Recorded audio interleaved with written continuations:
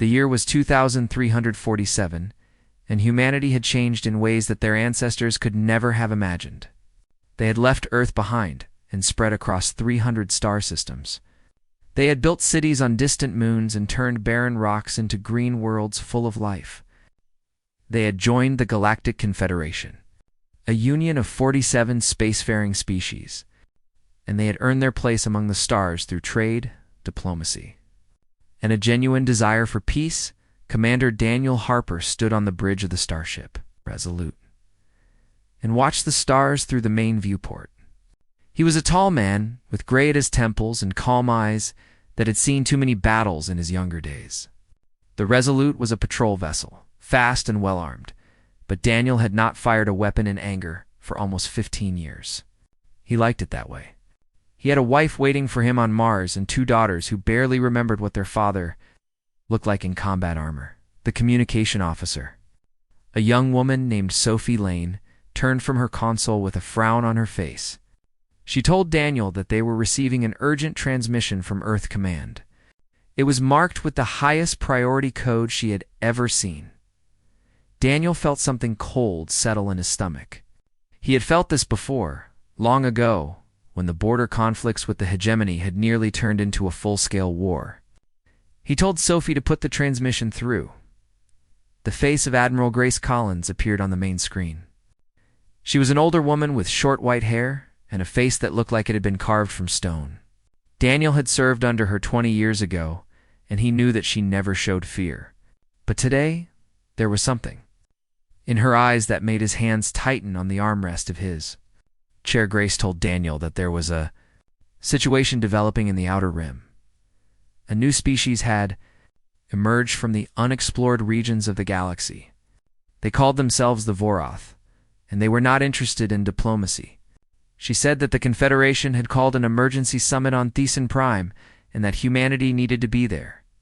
She was sending Ambassador Nathan Price to represent Earth, but she wanted Daniel to escort him.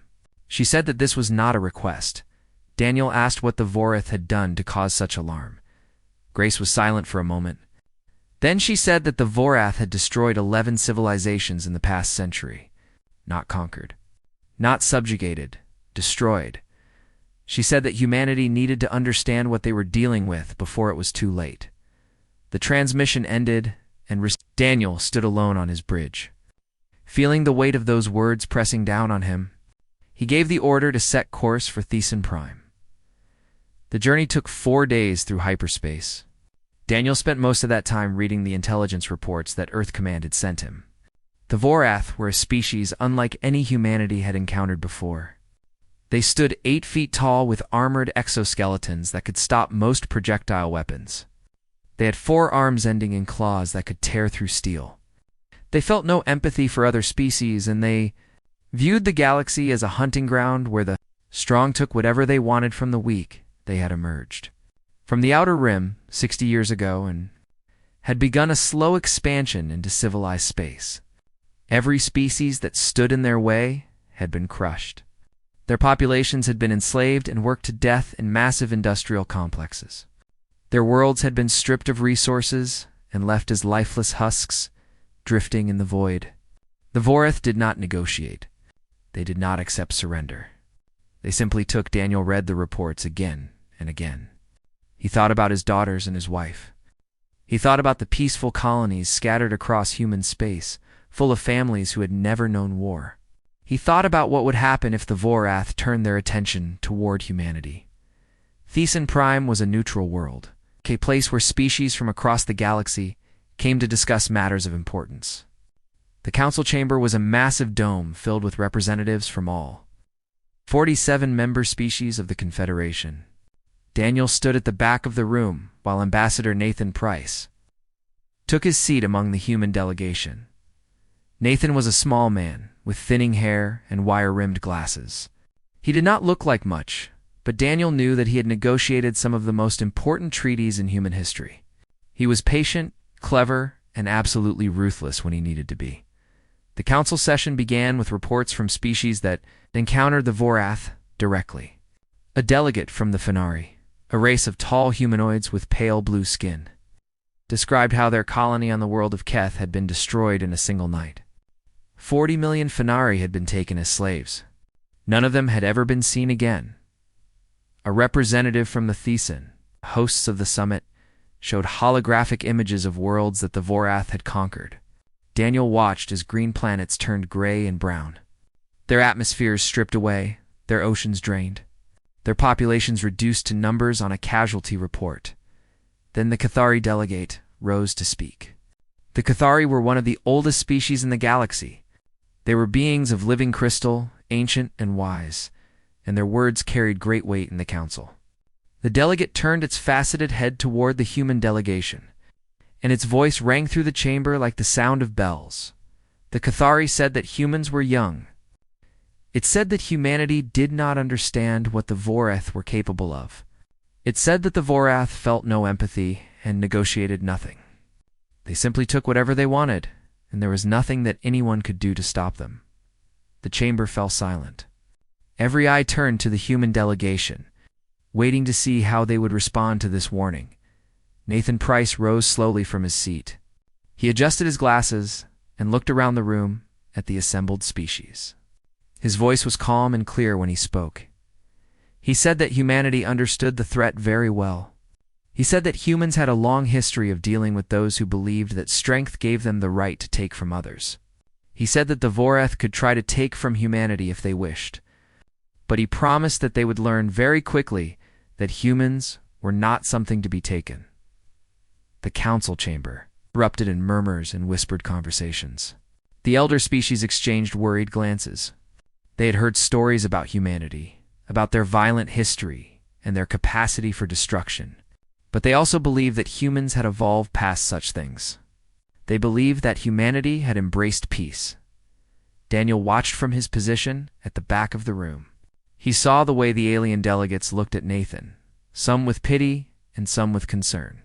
They thought that humanity was being foolish. They thought that the humans did not understand what was coming, but Daniel understood. He had read the reports. He had seen the images of dead worlds and enslaved populations, and he knew something that the other species had forgotten about humanity. Humans were not peaceful because they were weak. Humans were peaceful because they had chosen to be. They had looked into the darkness inside themselves and they had decided to walk a different path. But that darkness was still there, buried deep beneath centuries of civilization and progress. The Vorath did not know this. They saw humanity as just another species to conquer, just another civilization to destroy. They believed that their strength made them superior. They were about to learn how wrong they were, and the galaxy would never be the same again. 3 months passed. After the summit on Thesan Prime, and life continued as normal across human space. The warning about the Vorath had been heard, but it had also been filed away as a distant concern. The Vorath were far away in the outer rim, and humanity had more immediate matters to deal with. Trade routes needed to be maintained. Colonies needed supplies. Children needed to go to school, and families needed to eat dinner together. Kevin Grant was one of those who did not think about the Vorath at all. He was a farmer on the colony world of New Cascadia, a beautiful planet covered in forests and rivers and fields of golden wheat. He had moved there with his wife Emma 10 years ago to escape the crowded cities of Earth.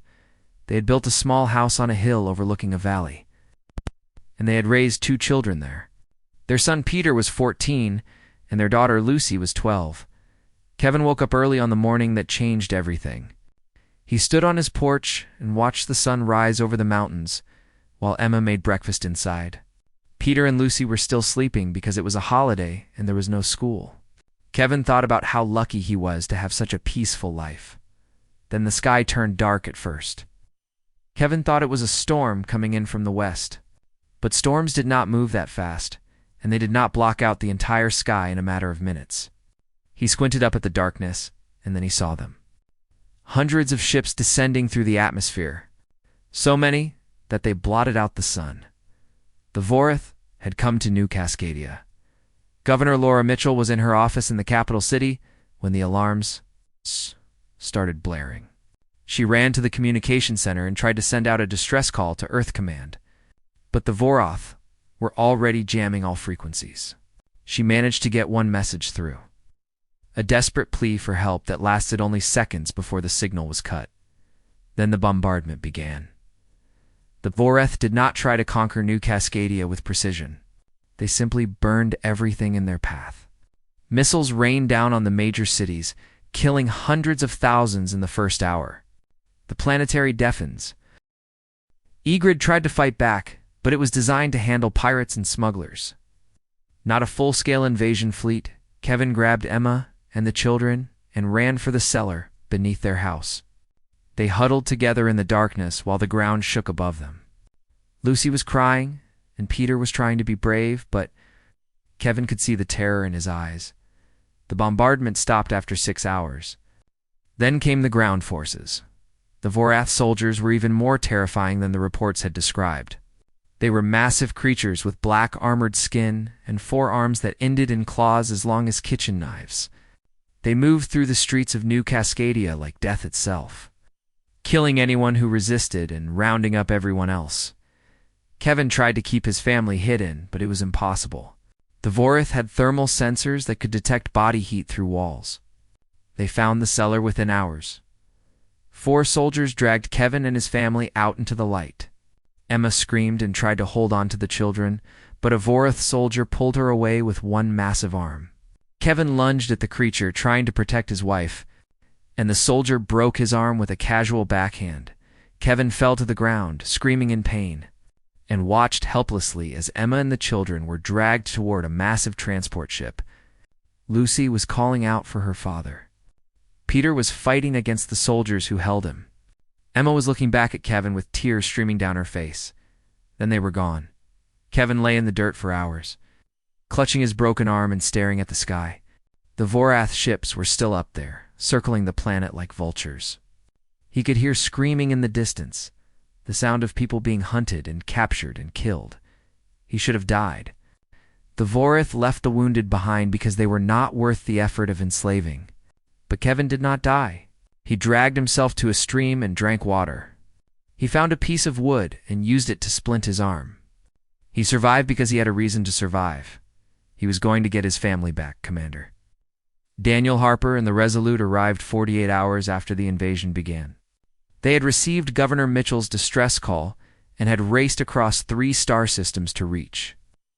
New Sats. They were too late. Daniel stood on the bridge and stared at the planet below. Half of the major cities were gone, reduced to smoking craters. The forests were burning. The rivers were choked with debris. Sophie Lane reported the casualty estimates in a voice that barely held together. 90,000 humans were confirmed dead. 2 million had been taken as slaves. The Voreth fleet had already retreated to their territory, leaving nothing but death and destruction behind. Daniel contacted Admiral Grace Collins on Earth and transmitted the images from New Cascadia. He watched her face as she saw what the Vorath had done. He had never seen her look so old. Grace asked Daniel if there were any survivors. Daniel said that there were. Scattered groups of humans were emerging from hiding places all across the planet. Some were wounded. Some were in shock. All of them had lost someone. Grace was silent for a long time. Then she spoke in a voice that Daniel had never heard from her before. It was not angry. It was not sad. It was cold as the void between stars. She said that the Voreth believed humanity would accept this loss and back down. They believed that humans would negotiate and offer tribute and beg for peace like every other species. They had conquered. They were wrong. Grace gave Daniel a single order. Find them. Find every human that the Vorath had taken. Find every camp and every prison and every mine where human beings were being worked to death. Daniel asked what would happen after they found them. Grace did not answer for a moment. Then she said that humanity was going to bring their people home, and the Vorath were going to learn what happened when you made humanity angry. The transmission ended, and Daniel turned to look at his crew. They were all staring at him, waiting for orders. He saw fear in some of their eyes, but he also saw something else. He saw rage. Daniel gave the order to begin scanning for any survivors on the surface. Then he contacted every human ship within range and told them to converge on New Cascadia. The war had not started yet, but it was coming, and when it came, the galaxy would tremble. The Galactic Confederation responded to the attack on New Cascadia with words. They issued statements of concern and expressions of sympathy. They held emergency meetings and passed resolutions condemning the Vorath aggression. They urged all parties to seek a peaceful resolution. Ambassador Nathan Price sat through every meeting and listened to every speech. He smiled politely when the elder species told him that war was not the answer. He nodded respectfully when they suggested that humanity could offer tribute to the Vorath in exchange for peace. He thanked them for their wisdom and their guidance. Then he returned to his quarters and sent encrypted messages to Earth Command. The Confederation did not understand what was happening. They thought that humanity was following their advice in seeking diplomatic solutions. They did not see the ships being recalled from distant patrol routes. They did not see the factories on Mars and Luna working around the clock to produce weapons. They did not see the veterans receiving calls from old commanders asking if they were ready to serve again. Humanity is preparing for war, but they were doing it quietly. President Marcus Webb addressed the United Earth Assembly in a closed session that was not broadcast to the public. He stood at the podium and looked out at the representatives from every human world. He told them what the Vorath had done to New Cascadia. He showed them the images of burning cities and mass graves. He read them the names of the dead, thousands of names that scrolled across the screens for nearly an hour. Then he told them what humanity was going to do about it. He said that the Confederation wanted them to negotiate. He said that the elder species wanted them to accept their losses and move on. He said that the Vorath believed humanity would bow before them like every other species. They had conquered. Marcus paused and looked around the room. His voice was steady when he spoke again. He said that the Vorath had taken their people. They had killed their children. They had burned their cities, and they had laughed while doing it. And now they expected humanity to beg for peace. Marcus shook his head slowly. He said that there would be no begging. There would be no tribute. There would be no peace. There would only be war. The Assembly voted unanimously to authorize military action against the Vorath. It was the first time in human history that such a vote had been unanimous. Lieutenant Commander Megan Torres was a tactical officer aboard the carrier Vigilance. She had served in the fleet for 12 years, and she had never seen anything like what was happening now. Ships were arriving at staging areas across human space, not dozens or hundreds, but thousands. Battle cruisers and destroyers and carriers and frigates. Every combat vessel that humanity possessed was being called to duty. Megan asked her captain, a grizzled veteran named Alex Reed, what was happening. Alex looked at her with eyes that held no warmth. He told her that they were going to remind the galaxy why humans were once feared. Meanwhile, intelligence operative Claire Santos was on a mission deep inside Vorath territory. She was a small woman with dark hair and quick eyes, and she had spent her career infiltrating places where humans were not supposed to go. Earth Command had given her a captured Vorath vessel and a fake identity and sent her to find the people taken from New Cascadia. Claire traveled for weeks through Vorath space, pretending to be a traitor from a conquered species. She saw things that made her stomach turn. Entire worlds had been stripped bare by the Vorath, their populations worked to death and then discarded. The Vorath did not see other species as people. They saw them as resources to be used and thrown away. She finally found the camps where the humans from New Cascadia were being held. They were massive industrial complexes built into the sides of mountains, filled with prisoners who worked 18 hours a day mining or for the Vorath war machine. The conditions were beyond terrible. The humans were starving and sick and dying by the dozens every day. Claire managed to get inside one of the camps by pretending to be a supply inspector. What she saw there would haunt her for the rest of her life. Humans in chains, their skin covered in sores, their eyes empty of hope. Children working alongside adults, carrying loads too heavy for their small bodies. Guards who beat prisoners for the smallest mistake.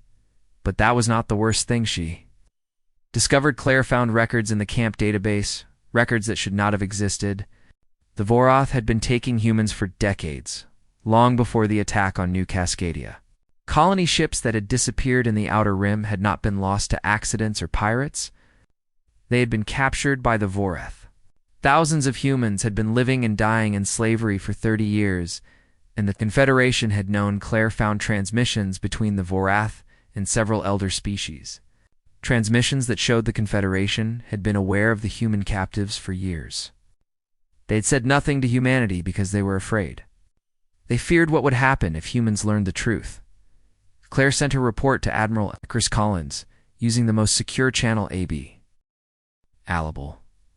She included everything she had found, the locations of the camps, the conditions of the prisoners, and the evidence that the Confederation had known about the enslaved humans all along.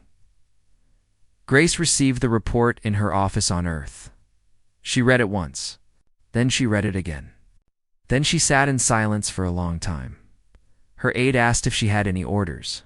Grace looked up with eyes that burned like cold fire. She said that she had only one order: no mercy. She said that the Vorath had enslaved their people for 30 years while the galaxy watched and did nothing. She said that every Vorath who had participated in this crime would pay for it. With their lives, not one of them would survive. The war was coming, and when it arrived, it would not be a war of conquest or territory. It would be a war of extermination. The Vorath had made themselves the enemy of humanity, and humanity did not forget. Humanity did not forgive. Humanity destroyed. The human fleet struck without warning on a day that would be remembered for centuries. 4,000 warships emerged from hyperspace at the edge of Vorath territory in the largest military operation in galactic history. Admiral Grace Collins commanded the assault from the bridge of the Dreadnought Reckoning, a massive vessel bristling with weapons that had been built in secret over the past 2 decades. 40 battlecruisers flanked the Reckoning.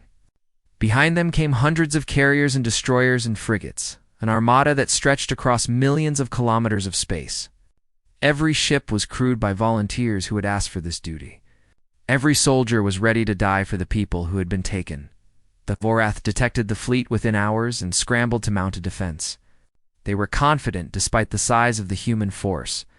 They had defeated fleets before. They had crushed entire civilizations. Surely these young and soft humans would break under the pressure of real combat. They were wrong. The Battle of Vorath Prime lasted 18 hours. It began when the human vanguard, led by Commander Daniel Harper and the Resolute, engaged the Outer Defense Fleet. The Vorath had 200 ships guarding the approaches to their homeworld. They expected the humans to approach cautiously, to probe their defenses and look for weaknesses. Instead, the humans charged directly into their formation at maximum speed. Daniel watched from his command chair as the Resolute plunged into the heart of the Vorath fleet. Enemy fire lit up the void around them. Shields flared and hull plating buckled. 3 human ships were destroyed in the first minute of combat, but the humans did not slow down. They did not retreat. They fought with a ferocity that shocked the Vorath commanders. Damaged vessels did not pull back for repairs. They kept fighting until their weapons failed, and then they rammed their crippled ships into enemy carriers. Captain Ryan Torres commanded the destroyer Swift Justice. He was the brother of Megan Torres, and he had volunteered for the Vanguard despite her protests. His ship took a direct hit to the engine section early in the battle, leaving him adrift in the middle of the Vorath formation. Ryan ordered his crew to abandon ship. Then he sealed himself in the bridge and used the last of his maneuvering thrusters to steer the crippled vessel toward Avoris's shipyard. The Swift Justice struck the shipyard at full speed, its reactor going critical on impact. The explosion destroyed 12 enemy vessels and crippled a dozen more. The main fleet arrived 2 hours later. Admiral Collins directed the battle with cold precision, moving her forces like pieces on a chessboard. She had studied the Vorath tactics for months. She knew their weaknesses, and she exploited every single one. The human pilots flew with a recklessness that bordered on madness. They performed maneuvers that should have been impossible, pushing their ships beyond their design limits. When their weapons ran dry, they used their vessels as battering rams. When their ships were destroyed, they ejected and continued fighting with hand weapons. The Vorath had never seen anything like it. They had conquered species that fought bravely. They had crushed civilizations that refused to surrender. But they had never faced an enemy that simply would not stop, that kept coming no matter how many of them died. By the end of the first day, the Vorath defense fleet had been annihilated. The path to their homeworld was open. The ground assault began at dawn on the Vorath homeworld. Dropships descended through the atmosphere like metal rain, carrying Marines who had trained for this moment for months. Sergeant Jake Coleman led the first wave, a unit of hardened soldiers who had all lost someone to the Vor. Jake had lost his sister in the attack on New Cascadia. She had been a teacher at a school in the capital city. She had died trying to protect her students from the Vorath soldiers. Jake carried her photo in his pocket. The Marines stormed the slave camps with overwhelming force. They found humans in chains, thousands of them, starving and broken. Some had been prisoners for years, taken from the colony ships that had disappeared in the Outer Rim. Some were from New Cascadia, their eyes still holding a spark of recognition when they saw human soldiers. Jake found a young girl in one of the barracks, barely 10 years old. She was too weak to stand. He picked her up and carried her to a medical transport while his soldiers secured the area. The Assortith guards tried to fight back, but they were no match for the fury of the Marines. Jake did not take prisoners. None of his soldiers did. They had seen the mass graves outside the camps. They had seen the bodies of children stacked like firewood. There would be no mercy. The Vorath sent diplomats as their defenses crumbled. They offered to return all surviving human prisoners in exchange for peace. They promised territorial concessions. They begged for negotiations. Admiral Collins responded with a single word: no. The campaign continued for 11 months. Every Vorath world was invaded. Every Vorath fleet was hunted down and destroyed. The human forces swept through Vorath space like a storm of fire. Leaving nothing behind, Ambassador Nathan Price was summoned before the Galactic Council. The Cathari delegate demanded an explanation for what humanity was doing. It accused humans of committing genocide. Nathan stood before the assembled species and looked at them with cold contempt. He reminded them that they had known about the human slaves for years. He reminded them that they had said nothing while their people died in Vorath mines.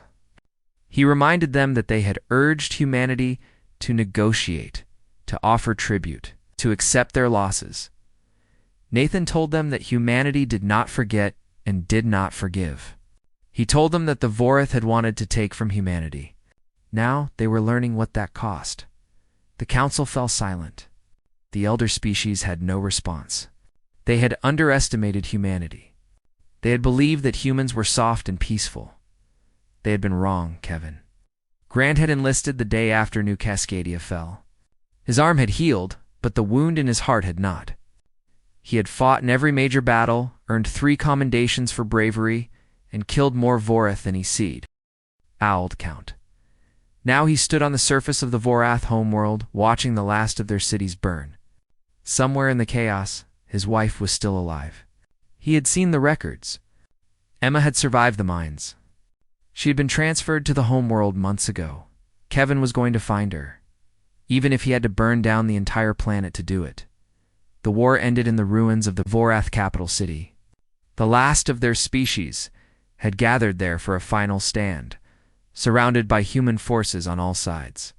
They fought with the desperation of a dying race, knowing that there would be no surrender, no negotiation, no mercy. Admiral Grace Collins watched the final battle from orbit. She felt no satisfaction, only a cold emptiness that had settled in her chest months ago. 800,000 human soldiers had died in this campaign. Millions of Vorath had been killed. And still, it was not enough to bring back the people who had been lost in the camps. Kevin Grant was on the ground, fighting through the streets of the alien city. His unit had pushed deep into the urban center, clearing buildings one by one. The Vorath fought for every meter of ground, but it did not matter. The humans kept coming. Kevin found Emma in a liberation camp on the outskirts of the city. She was sitting on a cot in a medical tent, wrapped in a blanket that could not hide how thin she had become. Her hair had turned gray. Her hands shook when she tried to lift a cup of water, but she was alive. Kevin walked toward her slowly, afraid that she might disappear if he moved too fast. Emma looked up and saw him. For a moment, she did not recognize the scarred and hardened soldier standing before her. Then her eyes went wide, and she tried to stand. Kevin caught her before she could fall. He held her in his arms and felt her tears soaking through his uniform. She was saying something, but he could not hear the words. It did not matter. She was alive. She was here. She was home.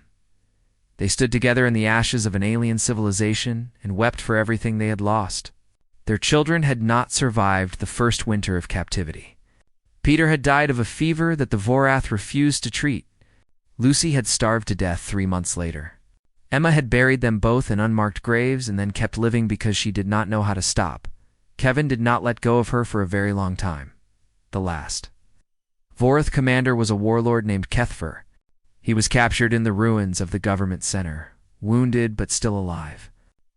The soldiers who found him wanted to execute him on the spot, but their orders were to bring him to Admiral Collins.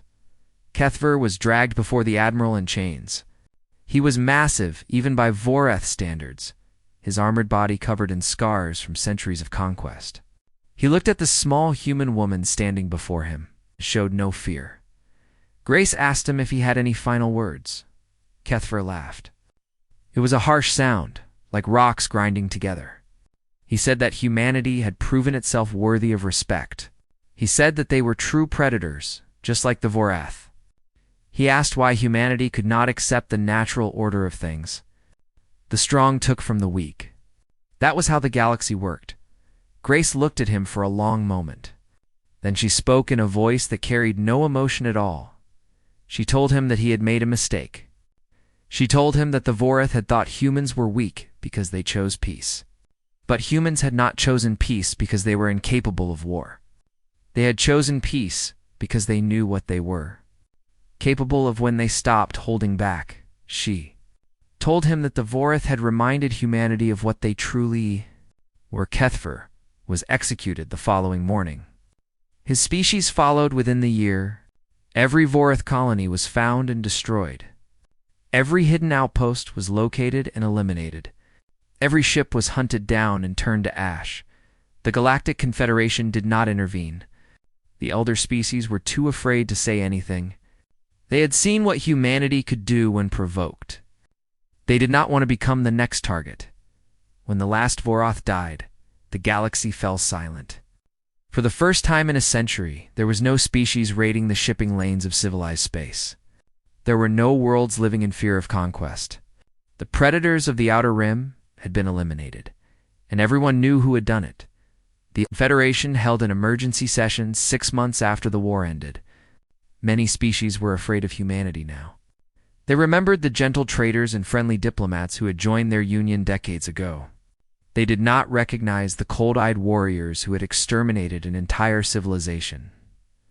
Ambassador Nathan Price addressed their fears.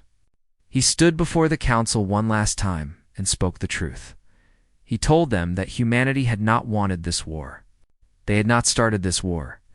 But when the Vorath had taken their people and killed their children and expected humanity to simply accept it, they had made a choice.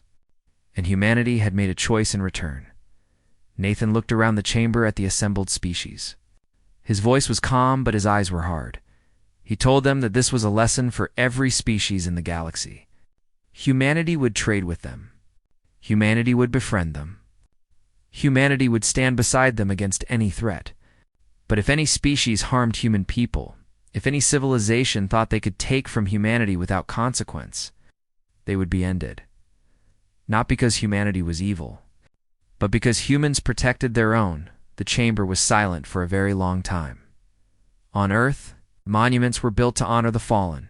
The survivors of the camps were given new homes and new lives. Doctors and counselors worked for years to help them recover from the trauma they had endured. Kevin and Emma Grant settled on a quiet world far from the territories where the war had been fought. They built a small house on a hill overlooking a valley, just like the one they had lost on New Cascadia. They planted a garden and watched the seasons change and tried to remember how to live. They never had more children. Some wounds could not be healed, but they had each other. And for now, that was enough. Across the galaxy, the story of humanity spread from world to world. The Vorith had been the strongest predators the Outer Rim had ever seen. They had conquered 11 civilizations. They had enslaved millions. They had believed that nothing could stop them. They had been the last species to enrage humanity, and humanity had wiped them out completely. The message was clear. The lesson was learned. The galaxy would remember, do not anger the humans, because humans never forget, and they never forgive.